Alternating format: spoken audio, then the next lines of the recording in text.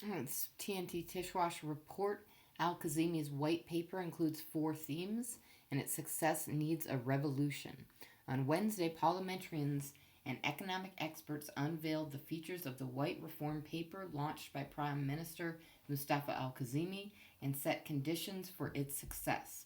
The official newspaper stated in a report by NAS, June 24, 2020, quote, the paper supports the gradual departure from the rentier economy of the state and maximizing its non oil resources to support the budget, as well as operating the factories that have been idle since 2003 and creating an appropriate environment for investment away from financial corruption. According to the report, a member of the Economy Investment Committee, Mazen Al Fili, said the committee's meeting with the Prime Minister touched on the need to gradually move away from the rentier economy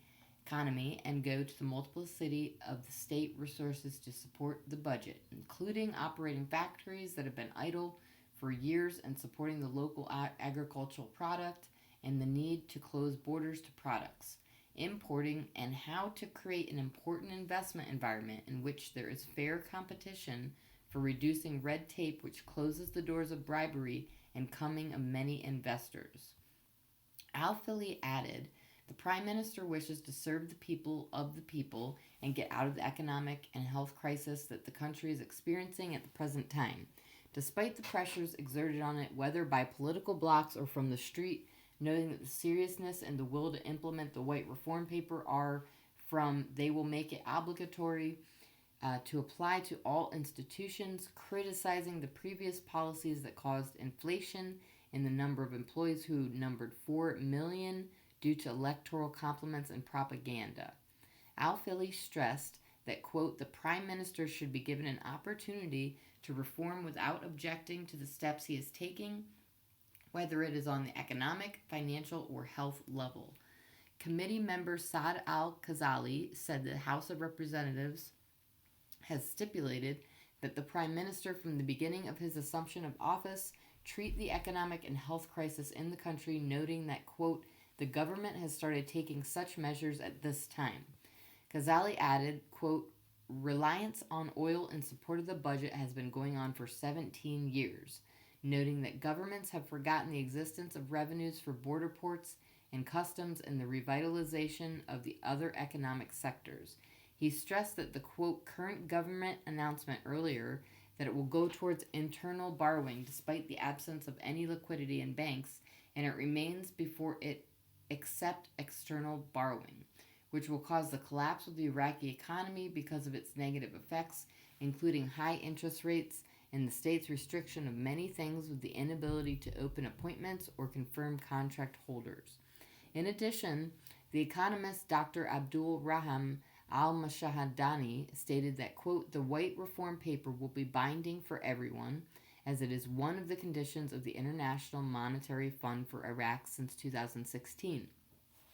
Al-Mashahadani added to the official newspaper, quote, the Monetary Fund contributed to the development of this paper as it indicated at the time that it is necessary to address the conditions of 250,000 people who earn more than three salaries, the majority of whom are of special grades and cost the state annually more than $18 billion.